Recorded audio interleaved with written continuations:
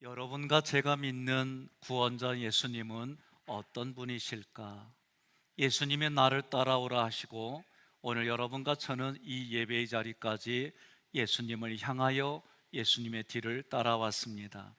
그 예수님이 오늘 본문에서 말씀하십니다. 말씀이신 예수님이 우리들에게 그 예수님이 전해지고 들려져서 그분과 함께하는 기쁨, 그분과 함께하는 즐거움, 그분과 함께하는 감동이 넘치는 현장, 그 현장이 되기를 권면하며 축복합니다.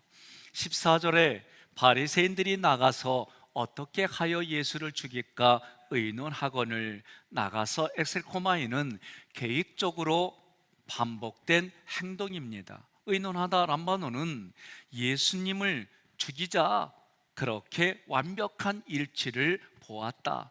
그래서 14절은 바리새인들이 오래전부터 예수님을 죽이려고 모여서 여러 번 의논했고 서로가 예수님 죽이자, 그렇게 의견에 완벽하게 일치를 보았다는 거예요. 15절 첫 번째 구절에 구원자 예수님께서 바리새인들의 의도를 다하시고 회당을 떠나가시니 아나코레오는 예수님께서 의도적으로 그들을 피했다는 거예요.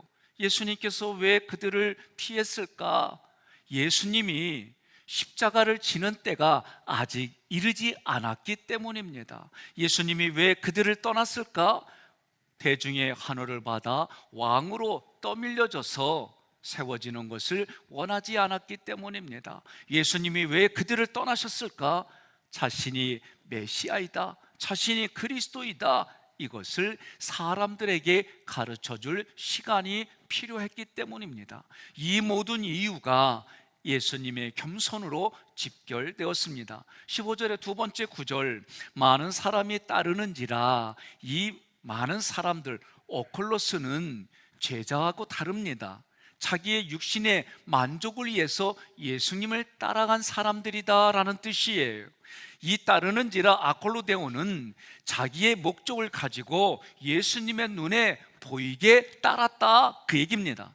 예수님께서 제자들에게 나를 따르라고 하셨습니다. 나를 따르려면은 자기 십자가를 지고 자기를 부인하고 따르라고 했어요. 그러니 제자들은 예수님과 하나가 되는 것, 예수님의 생각, 예수님의 말씀, 예수님의 감정과 하나가 되는 것, 그것이 제자들이 따르는 목적이었다고 한다면 오늘 본문의 15절에 예수님을 따르는 모습들은, 무리들은 같은 모습이지만 내용은 전혀 다르다라는 얘기예요. 자신의 욕구를 채우려고 예수님을 이용했다는 겁니다. 여러분과 저는 무엇 때문에 이 자리에 앉아있고 무엇 때문에 예수님을 따랐는지 자문하시고 자기 스스로에게 대답하라는 거예요. 15절 세 번째 구절에 예수께서 그들의 병을 다 고치시고, 이 고치시고 테라피오는 구원자 예수님께서 그들을 불쌍히 여겨서 확실하게 치료해 주셨다는 거예요. 저는 이 말씀이 내게는 때로는 부대껴요. 저도 생각이 있습니다. 저도 감정이 있습니다. 하나님의 말씀에, 그 말씀으로 나의 생각과 감정을 이기고 살아갑니다. 그런데 저에게 신념이 있어요. 때로는 그 신념 때문에 말씀이 부대낄 때가 있어요. 주님이 하신 말씀으로 순종하고 나아가지만 때로는 70번씩 7번 용서해라. 그래서 제가 70번씩 7번 용서했는데 491번째는 용서가 안 되는 거예요. 하나님, 이런 게 부대낄 때가 있어요. 하나님의 말씀으로 문자적으로 그렇게 해가지고 네가 다 용서해 주라는 것이 70번씩 7번, 77은 49, 490번, 여기까지는 내가 용서해야지. 근데 심리학으로 보면은 용서가 아니라 내가 요지껏 너 용서해 준다. 근데 내면은 벼르는 거야. 벼르고 490번을 벼르다가 터지니까 얼마나 그게 강도가 세겠어요. 우리가 살아가는 삶의 자리에 하나님의 말씀이, 그 말씀을 순종해서 살아간다고 하지만 나의 신념, 내가 살아온 경험으로 인해 부대낄 때가 너무 많아요. 종종 우리의 어머님들이 또는 부인들이 라면이라도 줬사오리 나가서 먹읍시다. 나 그거 조금 이제 이해했어. 그전에는 이게 이해가 안 되고 아니 밥 먹을 때 숟가락 하나만 놓으면 되지 뭐 이렇게 걱정하냐고. 내가 밥상 안 차려봐서 그래. 이게 조금 이해되더라고요. 자녀를 키우기 전에는 부모의 생각과 감정보다 앞서서 이야기했던 부분들이 이제는 내가 부모가 돼보니 하나를 키울 때, 둘을 키울 때, 셋을 키울 때 생각이 달라져요. 그러니 나의 부모님들이 하나도 아니고 둘도 아니고 여러 명을 키울 때에 그 마음은 헤아리기 어려운 거예요. 16절에 자기를 나타내지 말라 경고하셨으니, 경고하다 에피티마오는 그들이 예수님을 구세주로 믿고 따라온 것이 아니에요. 자기의 욕구, 육신이 아프면 질병을 치료받고, 배고프면 배를 해결해주고, 내 마음의 욕구를 해결해주는, 그 욕구를 해결해주는 예수님을 따라온 것이기 때문에 그것을 아시는 예수님이 그들을 견책하며 명령하시는 거예요. 육체의 질병만 고쳐주시는 예수님으로 소문내지 말라는 거예요. 이 말씀이 오늘 우리도 마찬가지예요. 과거에 어떤 분들이 저에게 아유 잘생겼어요 그러면 좋았다니까요. 아니 인상 쓰는 분 옆에 그분에게 말씀하세요. 인상 쓰는 모습이 왜 이렇게 아름다워요? 놀리는 거 아니에요. 어떤 모습이 됐든 아름답고 이뻐 보인다고 얘기를 하면 좋아지죠. 어느 순간 불편해져요. 어떤 분이 저에게 아유 말씀도 잘 전할 뿐만 아니라 얼굴도 잘생겼으니까 더 좋아지더라고. 그런데 어느 날 또 이게 그렇게 불편해지는 거예요. 그러니까 어떤 분이 아니 목사님은 하나님 말씀에 어떤 상황이더라도 순종하고 그 순종한 것을 설교하려고 애를 쓰고 그런 모습 보니까 얼굴만 잘생길 뿐만 아니라 삶도 아름다워 보여. 그랬더니 진짜 좋더라고. 이 의도를 잘 새기시기를 바랍니다. 우리가 자기가 살아온 삶의 모든 경험만 기준으로 생각하고 이야기하다 보면 그 현장에 경험하지 못해서 공감되지 못한 사람들에게는 어려운 거예요. 제가 종종 말씀드렸습니다. 월세 내는 사람이 집도 없는 사람에게 왜 이렇게 월세가 높아졌냐고 말하면 월세도 못 내는 사람은 마음이 아픈 거예요. 전세에 있는 사람이 월세 내는 사람 앞에서 전세값이 또 올랐다고 투청되면 월세 내느냐고 힘드는 사람은 마음이 아파요.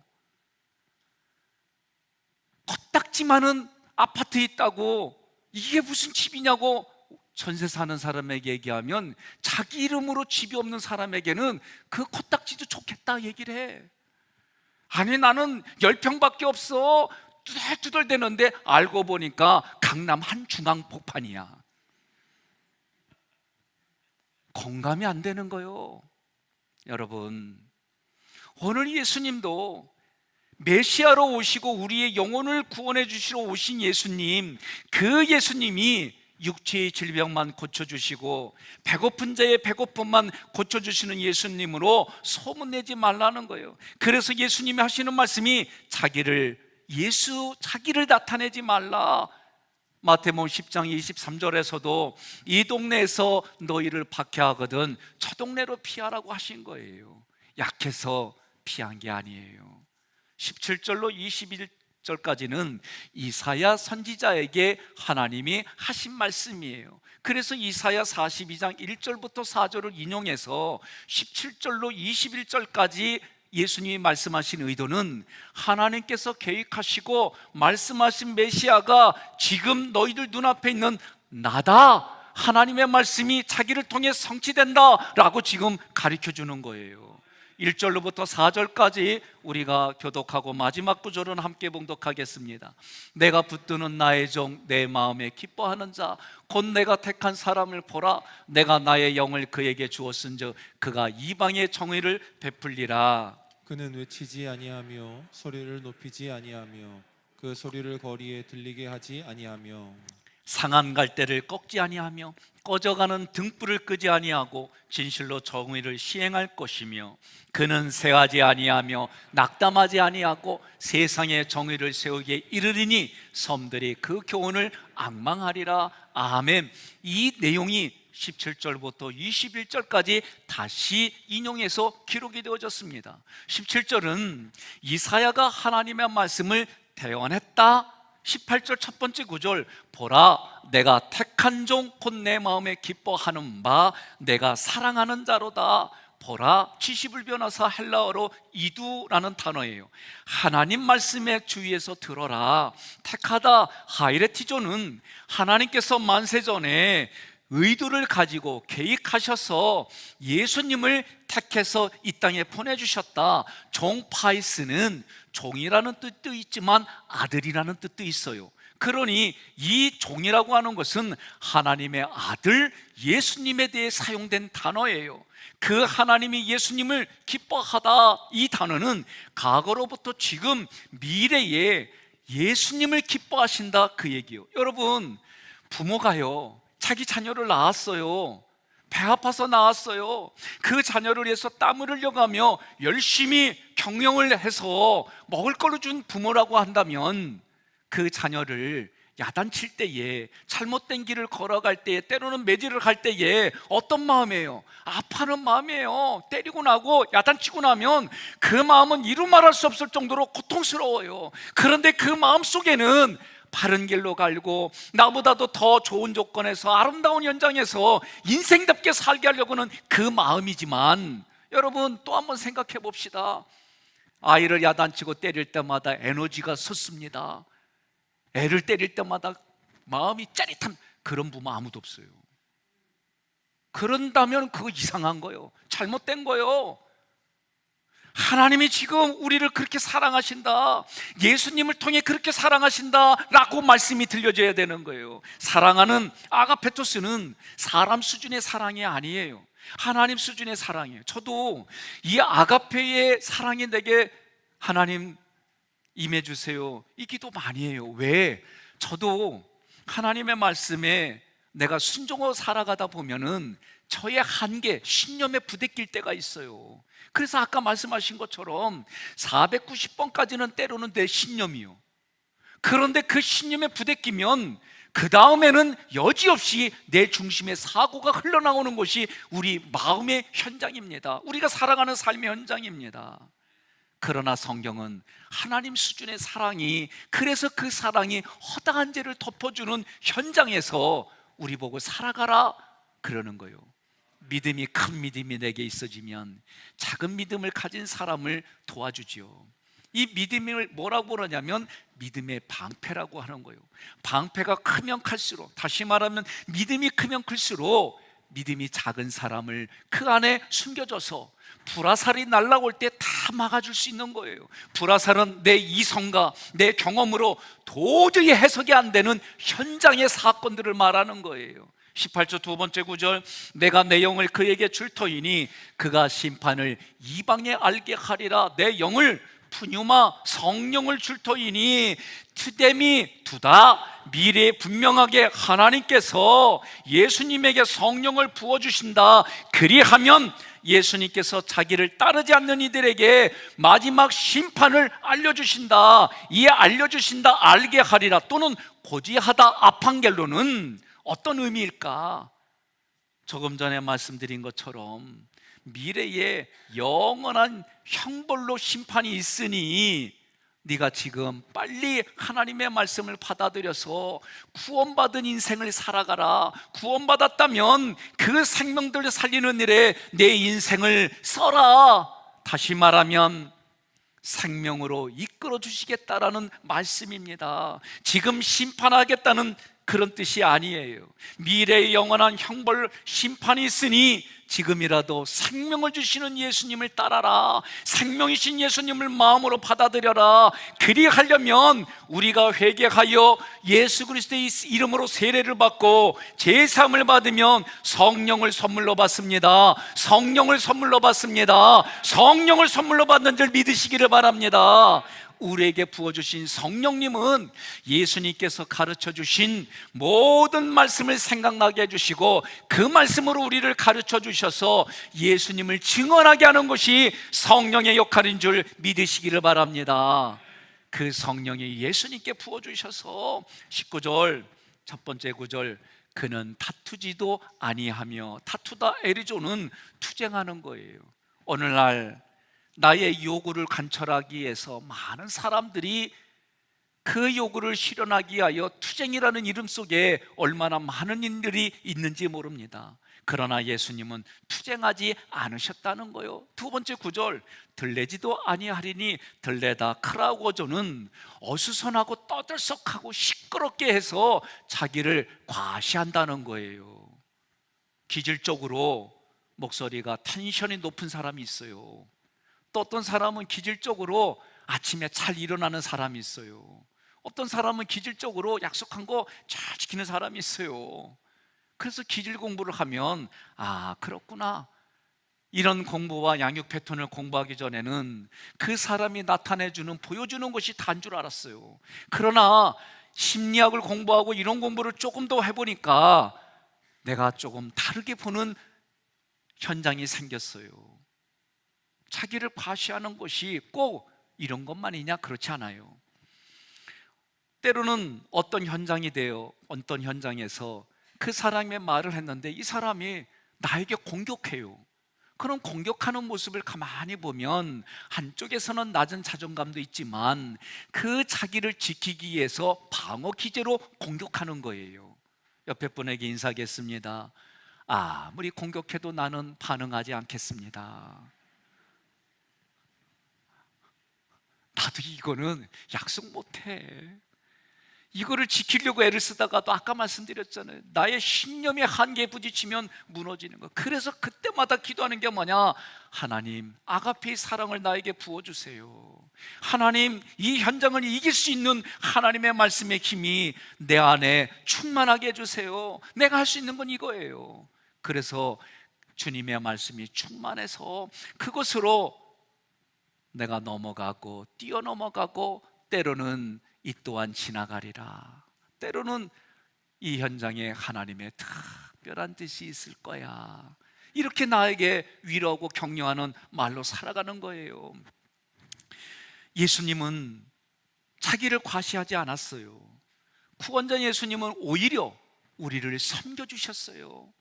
19절 세 번째 구절, 아무도 길에서 그 소리를 듣지 못하리라. 그 누구도 예수님께서 많은 사람들을 선동하여 군중을 이용해서 자신의 욕구를 채우는 모습을 보지 못했다. 예수님이 그렇게 하는 모습을 보지 못했다. 그 당시에 사람들이 생각할 때 그리스도 또는 메시아, 히브리어로는 메시아, 헬라어로는 그리스도, 이 예수님이 그리스도이다라고 할 때에 일반적으로 이스라엘 백성들에게 그리스도 메시아는 힘이 있어야 돼요. 강력한 군대를 이끌어 리더십이 있어야 돼요. 그 당시에 이스라엘을 속국으로 만든 로마를 전쟁으로 이길 수 있는 힘이 있어야 돼요. 더 나아가서 세상을 힘으로 강력하게 무력으로 이기고 물질도 달라는 대로 줄 수 있을 정도로 이런 분이 메시아다라는 기대가, 생각이 있었어요. 그런 기대와 생각으로 예수님을 보니까 예수님은 너무나도 무능해 보여, 무기력해 보여. 십자가에 그냥 돌아가시는 걸 보니 그 기대가 사라지니까, 기대가 무너지니까 원망과 불평이 나오고, 그 원망과 불평이 더해지니까 폭력이 나오고, 그 폭력이 더해지니까 예수님도 죽여버리는 그런 현장이 성경의 종교인들과 예수님 당시의 대중들의 모습인 거예요. 오늘 여러분, 무슨 기대로 예수님께 찾아갑니까? 무슨 욕구로 예수님을 찾아갑니까? 오늘 성경이 말하는, 말씀이 말하는 그 기대가 여러분과 저에게 충만하기를 주님의 이름으로 축복합니다. 나에게 말씀을 오셨어요. 예수님이 우리의 몸을 입고 오신 그 예수님이 하늘로 승천하시고 우리에게 말씀을 남겨주셔서 그 말씀이 나에게 오신 것, 그 말씀이 들릴 때마다 예수님이 나에게 만나주시고 만져주신 그 현장이 오늘 우리들의 예배 현장인 줄 믿으시기를 바랍니다. 나에게 조용히 다가오신 그 말씀이 나의 육신의 질병을 거두어가고, 예수 믿으면 질병 안 걸린다가 아니에요. 예수님 믿으면 질병 걸리는 나의 연약한 그 육신을 사랑해 주셔서 질병을 거둬가 주신다. 마음의 상처로 받아들일 수밖에 없는 그 현장에 살았던 사람들의 생각과 감정도 거둬가신다. 죽은 영혼, 잠자는 영혼을 위해 소성케 해주신다, 살아나게 해주신다. 그것이 예수님이 말씀하신다, 예수님이 안수해 주신다, 이런 의미예요. 여러분, 그 예수님, 이제는 지금을 살아가는 우리에게 말씀으로 오신 예수님, 그 예수님이 내 안에 들어오면, 내가 그분 안에 거하면 나의 삶, 내 중심의 삶이 바뀌고 하나님 중심, 예수님 중심, 성령님 중심으로 살아가는 인생이 되어지는 현장이 신앙생활이다라고 말하는 거예요. 20절 첫 번째 구절, 상한 갈대를 꺾지 아니하며 상하다 신티리보는 누군가에 의해서 산산이 부서진 상태예요. 이 당시에 목자들이 양떼를 치면서 갈대를 꺾어요. 갈대를 꺾어가지고 구멍을 내가지고 피리를 붑니다. 때로는 그것을 조금 더 고쳐 쓰기도 하지만 그 갈대가 오래 가지 못해요. 그러니 쉽게 피리를 만들 수 있기 때문에 이 갈대를 쉽게 버리는 거예요. 저도 살아온 배경이 시골이에요. 시냇가에, 때로는 우물가 옆에 버드나무가 얼마나 많은지 몰라요. 그래서 이 물을 빨아들인 버드나무의 가지를 꺾어가지고 살짝만 비틀면 나뭇가지의 알맹이가 빠지고 그 겉껍질이 속이 뻥 뚫린 상태로 돼요. 그러면 그거를 적당하게 잘라가지고 끝을 조금씩 겉껍질을 살짝 벗겨내고 속껍질에다가, 그리고 중간중간 구멍 뚫어가지고 피리를 불어봐요. 이거는 아무나 못하는겨. 시골에 사는 특권이에요. 부럽지요? 그런데 이게 오래 가냐? 오래 가지 않아요. 촉촉함이 사라지면 이 마른 가지이기 때문에 이게 부서져요. 그러면 우리는 그거를 고칠 생각 안 해. 선하기 때문에 또 가지 깎아다가 하는 거예요. 그래서 그거 가지고 피리도 부는 거예요. 그래서 우리 때의 만화 영화 왕눈이 그 곡도 불러보고, 때로는 그 피리 가지고 교회에서 행사할 때에 냉동고에다 이렇게 어떻게든지 보관해가지고, 때로는 문학의 밤 이런 때에 이거 가지고도 하기도 하고 그랬어요. 오늘 지금 성경 본문에 양을 치는 사람들도 손쉽게 갈대 피리를 만드니까, 그러나 그게 갈대이기 때문에 오래 가지 못해요.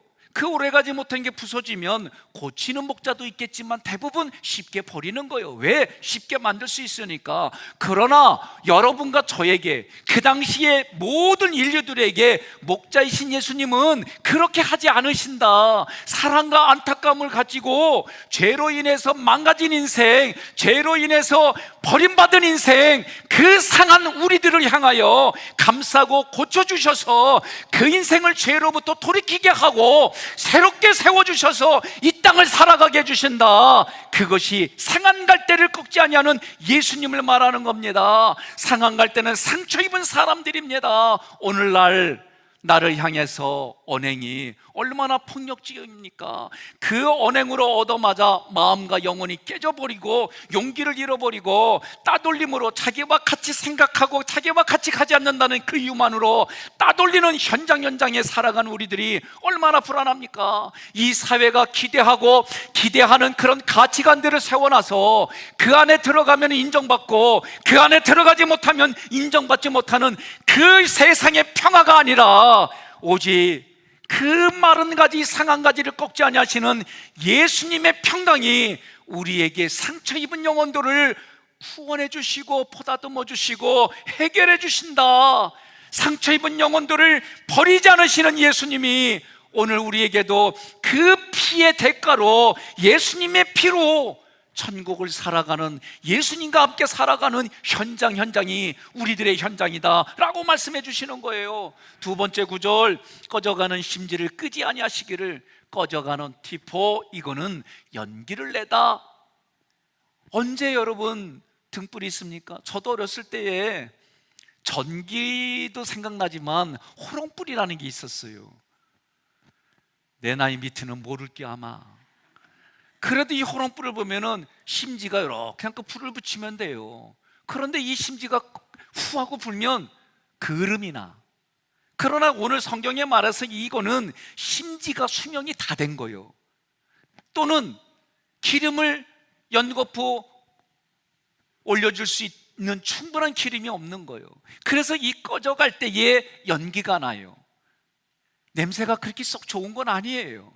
그러니 이 심지가 꺼져가는 심지라고 말할 때는 한마디로 말하면 세상 사람들의 눈에는 별 볼 일 없는 존재예요. 더 나아가 쓸모없는 존재예요. 더 나아가 해를 끼치는 사람이에요. 그들의 현장은 어둠에 있는 거예요. 빛을 발하다가 빛이 꺼져갔어요. 어둠에 있는 사람들입니다. 복음의 빛을 발하지 않는 상태입니다. 내 믿음의 정체성이 흔들리는 겁니다. 신앙생활하고 교회 오지만 성삼일째 하나님을 알았지만 지금 현장은 그 하나님이 멀리 느껴지는 거예요. 믿음의 생활에 흔들리는 사람들입니다. 더 나아가 그 마음에 예수가 없어서 다른 사람들에게 해를 끼치는 사람들인 거예요. 그런 사람들일지라도 끄지 아니하다. 끄지 않는다는 거예요. 예수님이 이 땅에 빛으로 오셨어요. 빛으로 오셔서 어둠을 물리치는 거예요. 우리 마음에 어둠이 있고 삶에 어둠이 있고 어둠의 종로로 타는 우리에게 찾아오셔서 빛으로 오신 예수님이 그 빛을 우리에게 비춰주시고 빛을 주셨기에 너희는 강하고 담대하라. 염려하고 두려워하지 말라. 너희는 강하고 담대한 마음을 가지라. 빛으로 오신 예수님 때문에 우리는 담대한 믿음의 빛으로 이 땅을 살아가는 거예요. 세 번째 구절, 심판하여 이길 때까지 하리니 이런 일을 언제까지 하십니까?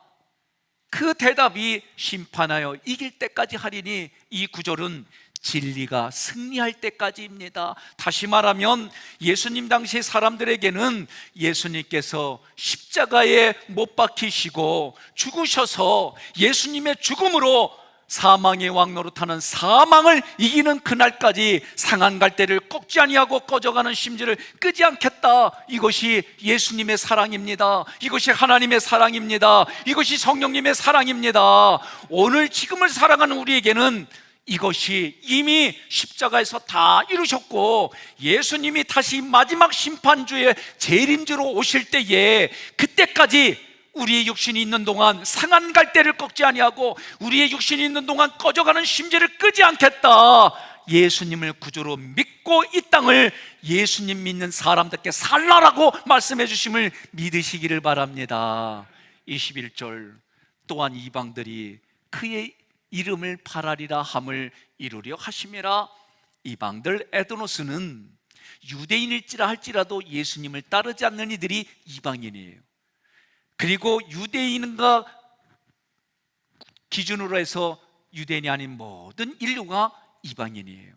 바라리라, 엘피조는 소망하다, 이루려 하심이라 플레로는 충만하다는 뜻입니다. 그러므로 21절은 하나님께서 계획하신 일들이 이루어졌다. 하나님께서 이사야 선지자에게 예언하신 일들이 지금 예수님에 의해서 성취되어졌다. 그 일은 예수님을 구원자로 알지 못하는 모든 이들에게 예수의 이름으로 구원을 받게 하는 일들입니다. 이 일이 오늘 여러분과 저에게는 사명이 되어져서 우리들의 현장에 예수의 이름으로 살아가는 현장이 되는 거예요. 그래서 로마서 10장 13절에 누구든지 주의 이름을 부르는 자는 구원을 받으리라. 너와 내 집이 구원을 받으리라. 우리에게 위대한 소망이 있다면 그것은 주님의 이름입니다 라고 21절에 말하는 거예요. 함께 봉독하겠습니다. 에베소서 3장 6절, 이는 이방인들이 복음으로 말미암아 그리스도 예수 안에서 함께 상속자가 되고 함께 지체가 되고 함께 약속에 참여하는 자가 됨이라. 아멘. 하나님과 나와의 관계가 우리는 부부의 관계로 말할 수가 있는 거예요. 부부를 말할 때 상대방을 배우자라고 말하지요. 배우자라고 말하는 일은 허드렛 일을 하는 게 배우자가 아니라 그 사람이 아니면 내 인생이 완성되지 않습니다 라고 고백하는 거예요. 마치 모빌과 같이, 퍼즐과 같이 어느 한 그림이 빠지면 완성되지 않는 거예요. 나의 연약함, 내가 무너질 수밖에 없고 죄를 질 수밖에 없는 그 부분들을 내 배우자가 그것을 덮어주는 거예요. 그걸 채워주는 거예요. 여러분, 우리가 모세오경을 공부하며 레위기에 민수기에 나와 있는 하나님 앞에 나의 믿음의 분량대로 내 능력으로 하나님 앞에 제사 지낼 때에 비둘기를 가져와요. 소와 염소를 가져와요. 양을 가져와요. 그런데 중요한 것은 비둘기를 가져올 때는 이것도 찢을 힘이 당신에게 없습니다. 그래서 제사장이 대신 찢어주는 거예요. 그러나 양과 염소를 가져올 때는 자신이 잡아서 제사장에 가져오면 제사장이 그 재물을 가지고 하나님 앞에 번제로 다 태워드려 제사를 드리는 거고, 오늘날로 말하면 예배를 드리는 거예요. 그러나 서로 드릴 때에는 반드시 그 가죽을 떠서 잘 만들어 제사장 앞에 내려놓는 거예요. 왜 그렇습니까? 제사장도 인간이라 때로는 실수하고 때로는 실패하고 때로는 잘못됐을 수 있을 때에 그 소가죽으로 덮어주겠다는 거예요. 나는 옆에 사람한테 이렇게 말했으면 좋겠어요. 아멘 해야 우리 목사님이 힘내 그러세요. 응? 우리 부교육자들하고도 그런 개념으로 원팀이라고 하는 강조를 많이 해요. 장로님들하고도 우리가 같은 생각, 같은 마음, 같은 방향, 무조건 한 방향으로 이런 의미가 아니라 충분히 토론하고 이야기하고 하나님이 주신 방법을 찾아내고 하나님이 주신 음정에 어떻게 하면 우리가 순종할 수 있을까 함께, 그래서 성령이 주신 은혜로 같은 생각, 같은 마음, 같은 방향으로 나아가는 거예요. 우리 성도들에게도 서로 현장들 속에 내 경험이 다르고 생각이 다르고 현실이 다르지만 주님이 주신 그 은혜로 소가죽으로 내 눈에 그렇게 판단되어지는 것을 덮어주는 거예요.